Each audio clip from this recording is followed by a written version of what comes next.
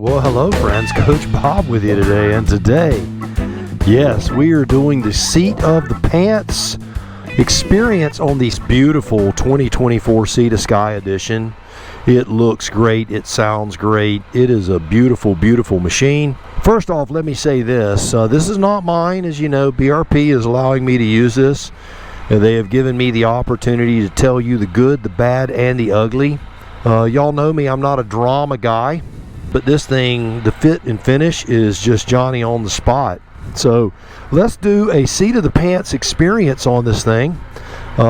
Things are in different places than my 19, but it seems to be somewhat intuitive, I'll tell you that. It is 9 o'clock in the morning and it's already 85 degrees. It's nuts, man. It is hot. Heat index today will be about 112. Crazy, crazy, crazy. All right, so the 2024 Sythe Sky. I have not read the owner's manual. I have not gone online and done a bunch of research. I wanted this to be a seat of the pants experience. Now, those of you who have watched the channel a while will understand that I'm not ignorant to things, the Spyder, so I know a lot about it. But I'm doing my best to know as little as possible. Now, there are going to be a lot of you going, why in the world would you want to know as little as possible? And I'm going to tell you why right after you give this video a big old fat thumbs up and subscribe to the channel. I'm going to tell you anyway whether you do all that. But, all right, so why do I want to know as little as possible? Because I want to the best of my ability to back myself up and go, what is it like to ride a Spyder for the first time? And even more specifically, what is it like to ride the Can-Am Spyder Sythe Sky for the first time? Oh, about the display, the visibility of things, that sort of stuff.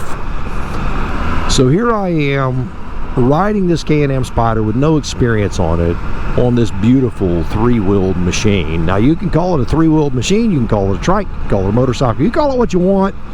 I'm going to call it a Can-Am Spyder, and I love it. You know I love the Spyders. So let's do a little brake check. We got a stop sign right here coming up anyway, so I'm going to hustle on up to it. Not going to do too much because, you know, ooh, man, I'm going to tell you, holy cow. Anyone who rides motorcycles, they are going to appreciate the big Brimbos on the front of this thing. Man, holy cow. This thing will stop. One of the things that I discovered when I reviewed their 22 model is that the 22 model also will stop, which means the 23 will as well, but the brakes are definitely not a disappointment. I believe you certainly get full droop on the suspension on the rear when you stop quickly.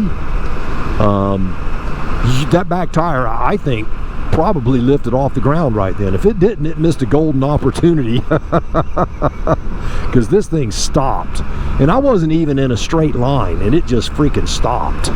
Just crazy. All right, acceleration. Let's talk about that, because those are the two most common things. How does it start, how does it go, and how does it stop? Well, the go-go juice on this thing is exactly what you would expect. It's a Rotax 3-cylinder engine. No, I have not done my data check, but I do believe it's 115 horsepower. There are those who would say a 1,000-pound machine needs way more than 115, and there are those who would say it's more than adequate. I am one who would say that it's way more than adequate. I can get on the interstate, I can cruise at 80 miles an hour, and I can tour this beautiful country. 115 horsepower is more than enough. Now,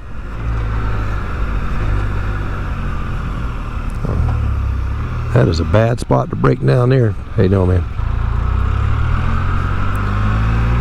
But yeah, 115 horsepower is plenty. If I want to get on up to 55, 60 miles an hour, I can get out of your way, no problem.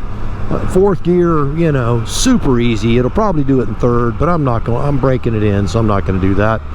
Let's do a quick handling check. One of my favorite roads right here. All right, slap the old blinker on. Don't want one of them internet tattletales getting me in trouble now. All right. So this is McCracken Road. Got a couple of nice turns. It feels nice. It feels solid. It feels planted like I would expect it to. So here we go.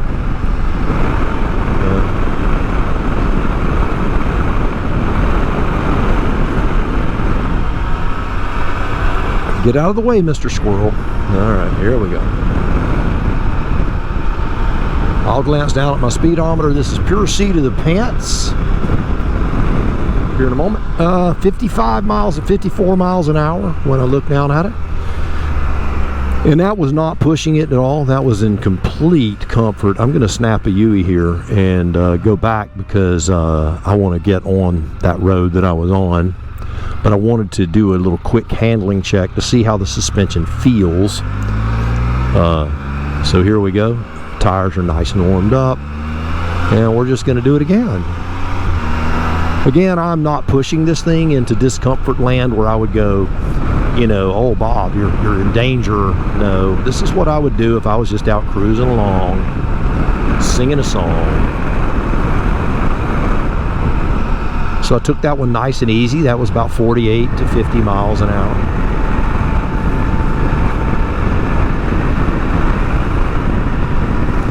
All right, that was 52. And that was 50. You got your stop sign, comes right up after this. You barrel out and then you have to stop. And I'm not going to slam on the brakes because they're brand new. All right. So handling is nice. It's firm. It's funny when you're at slow speed, you know, and I have not done any research on the suspension. When I'm just riding in a straight line at a different type of speed, it feels more soft, and in the turn it feels a little more stiff. Now, is that accurate? I don't know. I'm just going by the seat of my pants. Let's talk about the twitchy feeling of the steering of a Spyder. Compared to my 19, this is way more forgiving. Now, some of that could be my experience on the Spyder, but this just feels way more forgiving to me. Less twitchy, less flighty. It feels great in a straight line. It wants to go nice and straight. Now, I've not read the owner's manual, so let's do a quick see if old Coach can find the cruise control without killing himself. So I'm just going to guess. There it is right there, and there it is. And there's probably a toggle switch somewhere in here. That's what it would be if I were designing it. And there it is. So very intuitive on the cruise control. So we're going to pop out here. We're just going to see what the front end wants to do. It should want to push me right. This road has a massive crown on it. Man, that thing is just buttercup smooth, let me tell you. I just canceled the cruise control, and that's that. So the cruise control is right where it needs to be. I'm going to tell you. That's one of the things that you know, I judge all motorcycles by. Are things intuitive? Do I have to read the owner's manual and spend a month trying to figure out where things are? There are things that I need to know where they are. I need to know where the start button is. I need to know what the starting procedure is. This particular machine has a reverse on it, so I need to know how to put it in reverse. And I need to know how to shift the gears. And if I know that, basically, I can ride and enjoy the experience. Now, it looks like I get to make my first pass here in just a moment. That's going to be nice. This road is super duper duper. Oh, he's turning. Well, dadgum, I was kind of hoping he'd just be in the way, you know. Be nice to pass. Man, what a beautiful day for a ride. I am sweating already. All right. So we talked about the steering, we talked about the braking, we talked about the acceleration, we talked about the intuitiveness of the machine. So far, so good. Mirrors, let's talk mirrors. The mirrors look very stable. Now, I am not on the Interstate, so I'm going to do a little section of Interstate on the way back home. Just real quick, we're kind of just doing a little loop of mine that I love riding on. But we'll grab the Interstate on the way back home, and we'll get a good idea of what it feels like on the Interstate. But yes, just the smoothness. This thing is super smooth. This is the tippy top of the RT line. For those who are longtime subscribers and they saw me go to the BRP unveiling of this fine machine, I'm going to tell you that when I saw it the very first time, I was quite smitten with it. I really was. And Coach Vic heard a lot about it. In fact, she was sick of hearing about it. And it was the design of it, the body style, the color, the seat, the color scheme of the seat and the wheels, everything about this thing I loved the moment I saw it unveiled. And then I spoke with Johnny the Fox, who was my BRP connection there for a while, and now it's Ashley, aka Gidget. And you know, I spoke with them, and originally I was supposed to get a 23 model Sythe Sky, which I was super excited about. And then when it came time for the final talk, they asked me if I would be interested in a 24 in Vegas white. And I'm like, are you kidding me? That's the one I want. So would I be interested? Well, I would be more than interested. I would be excited to ride something like that. Lo and behold, 10 weeks later, it's here. So I've known that this was in the mix as a possibility, but I certainly did not count the old chickens before they hatched. So I do want to come clean and go, man, I'm being as objective as I can, but this thing is there again, I think I'm being objective. It's just really nice. It's just really nice. And we're going to stop up here. We're going to look at the compartments, the frunk, the saddlebags, and all that stuff. We'll look at those. But over the time of the channel, we're going to go through everything on this. We're going to run it through its paces on braking distance. Once I get about 1,000 miles on these calipers and rotors, we'll really do the 20 mile an hour, 40 mile an hour, 60 mile an hour check. We'll compare it to the 22. We'll compare it to the 19. We'll compare it to the Ryker. We'll really let you know how this thing stops. We'll do 0 to 60 checks on it. I don't expect it to be a barn burner 0 to 60. It's big, it's heavy, it's 1,000 pounds roughly, you know, so I don't expect it to be, you know, a Ducati monster. That would just be silly. Look at this guy standing in the road. Okay, I guess she was making sure I wasn't going to run over her. She was running. Okay, look back, make sure she was okay, man. I just didn't want her to be stranded on the side of the road feeling in danger, you know. That's bad. Look at that. Look at that. Man, that is so pretty. I'm really excited about getting this thing on the interstate and running on up to that 70 to 80 mile an hour range and see how it feels. Set the old cruise control and see what it feels like to tour on it. So back to what I wanted and what I got. So I got this thing yesterday. I rode it home in the hot heat. Went out, put some gas in it. So I have not opened the saddlebags on this thing. I opened the back one. I've not opened the front at all. So I'm going to put it neutral, set the parking brake, turn it off. I don't know what's locked and unlocked on this thing. I know this one's unlocked because I put a camera in here yesterday. So there's my hat, my camera I must have put inside. So there's the saddlebag. As you can see, it's quite cavernous. I haven't looked for USB ports or anything like that. But it will definitely hold one helmet, possibly two, depending on the size of your head. Let's see. Just to let you know, I don't even know how to get in these things. All right, well, it looks like it's locked. Yep. Each of these individually key lock. So it's very, very deep. It has what I call the Can-Am hump right here. That does impede being able to put a helmet over here, but it's still large. If you're from the Harley world, that's a big bag. Let's look at the other side. This is the side that has more room because it doesn't have the hump. Huge. It's as big as the other. This will fit. This helmet that I'm wearing will fit in there. Let's look at the front.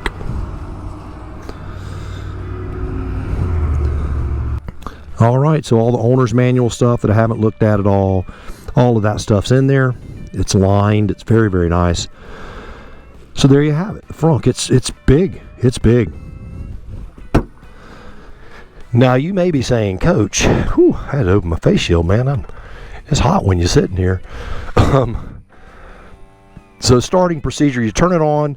You're supposed to read their card, okay? I understand. I've read the card a gazillion times. I'm not going to read it to you and make you do that. Starting procedure, basically take your throttle, turn it forward. There you go. And then at that point, press the start button. There it is. Very simple.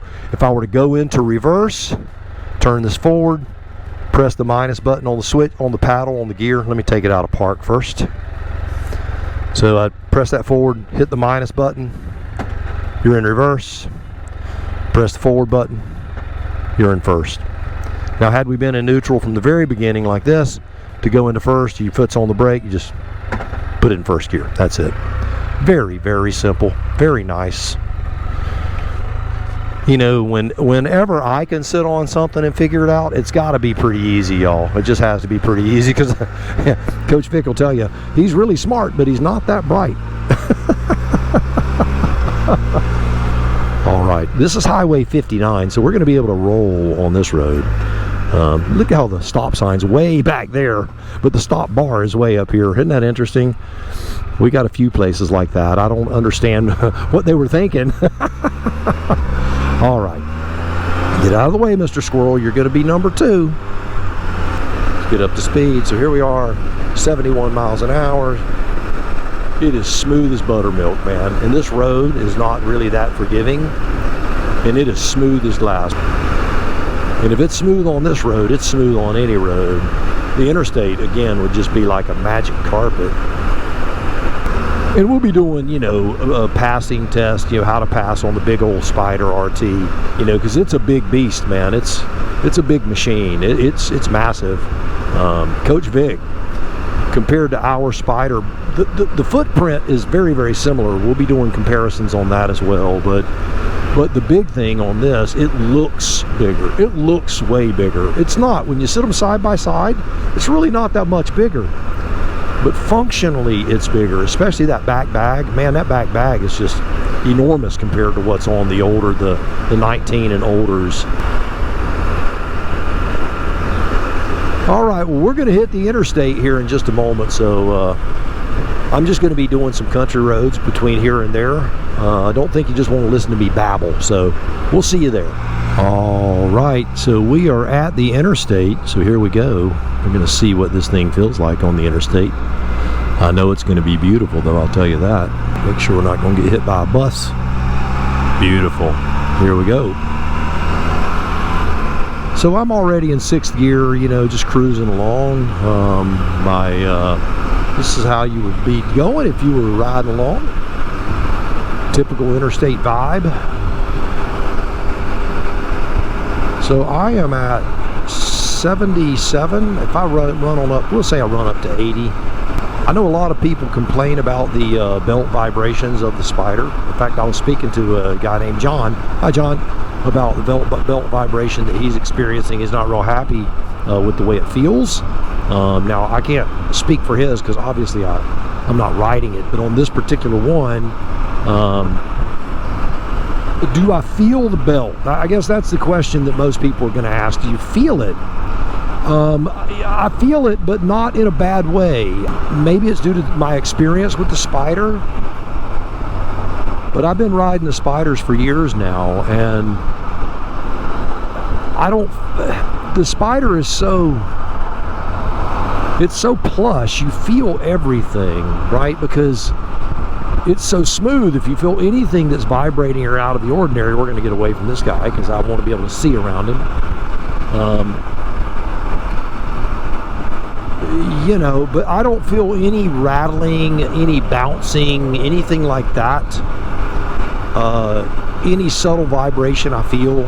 If I didn't know it was a belt, I wouldn't know what it was. I would think it's just road vibration or whatever. So no, belt vibration is not an issue for me. Certainly not on this. Yours could be different. Your belt adjustment, you know, you need to check those things, right? There's a tension, there's a left to right alignment. All of that stuff has to be watched. So, you know, if yours is doing weird things, get it checked out by a professional. But mine is not. This thing is riding like a dream, man. It's riding like a dream. That 75 miles an hour thing is just sweet. We're going to go to the screen that has the gauges on it. So no, I've not read the owner's manual, and yes, I can go to the other screen with no problem. So I like to ride under 4,000 RPMs. I like to ride in that 34, 3,500. So I'm going to come down to wherever that is and see where it is. On mine it's 68 miles an hour, so I'm going to go to 68 and set it. I'm set at 68. This is where I normally tour. I'm just going to tell you, I know you're going, Bob, that's too slow. You can see the truck in front of me, I'm pacing with it. The truck behind me, I'm pacing with it. Is it too slow? It might be too slow for you, and that's okay. But this is where I tour. And I do this all day long. There are no vibrations here. I get great gas mileage here. The mirrors are rock solid here. You can do 75, 80 with no vibrations and solid mirrors, but your gas mileage is going to go down. It just is. Let's face it, you know, that's just part of it. But as far as where I would be if I were just touring, certainly with Coach Vic on here, this is where I would be. This is where I would be. So if I want to pass, I don't have to come off the cruise like a car. I can throttle up a little bit. And just work my way right on around these guys. So do I stay at 68? Not necessarily, you know. You've heard me say in other videos, more than one thing can be true at a time.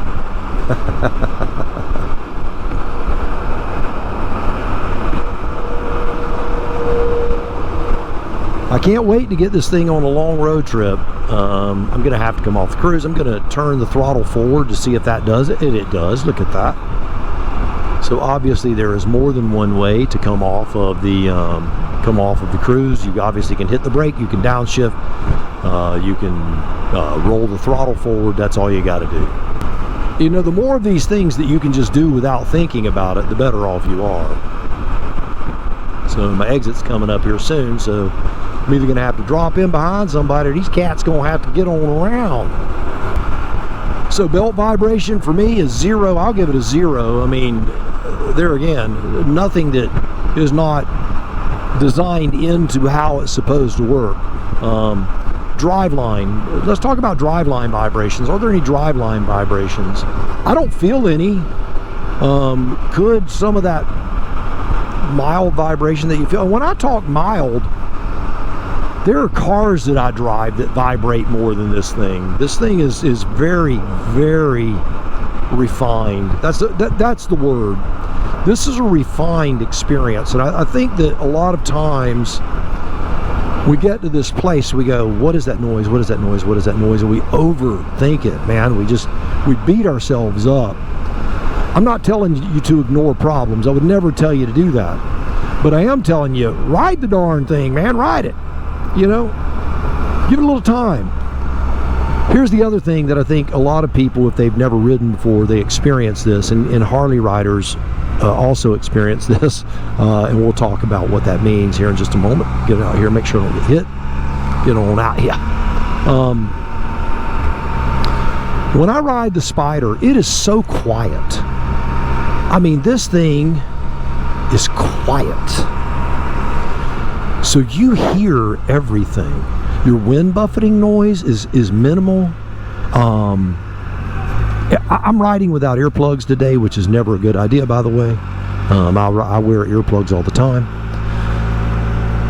But it is a very refined and quiet ride, so you hear everything. Let me tell you, if you could stand on the hood of your car and hear every noise it makes, you'd be amazed at how noisy your car is. The engine, the driveline, all of that stuff.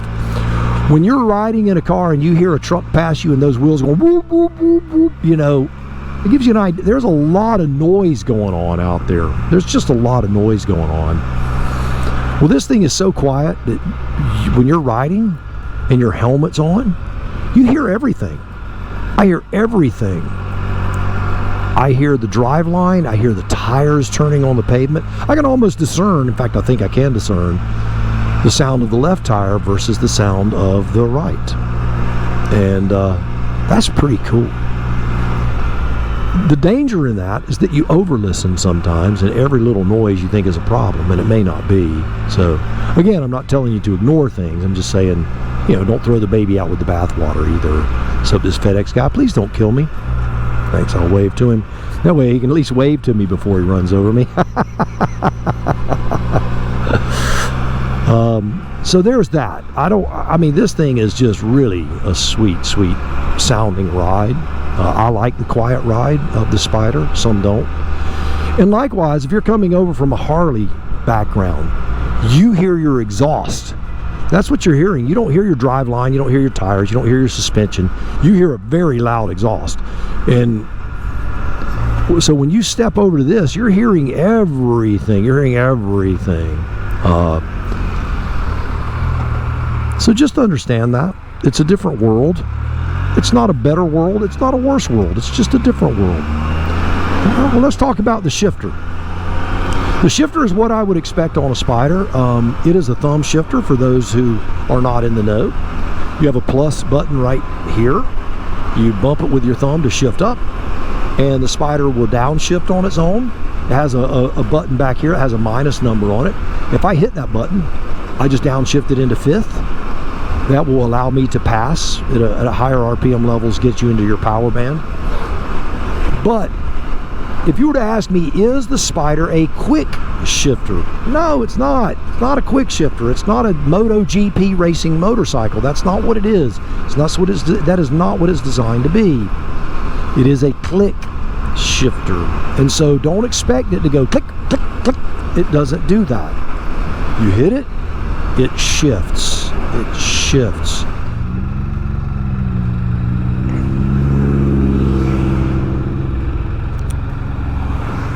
I am watching behind me. This is a little area here. I've seen a bunch of people get pranged. That dude was hauling, man. Whew. All right. Well, there you have it. CB3's Seat of the Pants experience. I hope you enjoyed it. So there you have it, CB3's Seat of the Pants experience. I know you enjoyed it as much as I did because it was awesome. I look forward to running this thing through its paces, and you'll get to learn everything there is to know about the Can-Am Sea to Sky Edition. It is a wonderful, wonderful thing. All right, do me a favor before we go, give the video a big old fat thumbs up, share it with your friends, subscribe to the channel, all that stuff. And do me a favor, yes, you go out, buy the motorcycle of your dreams, eat right, take care of yourself, and remember, if you're not having fun, you are most definitely doing it wrong. Now you go seize the day. I'm gonna see you on the road real soon, but until then, I'm gonna try not to run into the back of this truck. All right, we'll see you.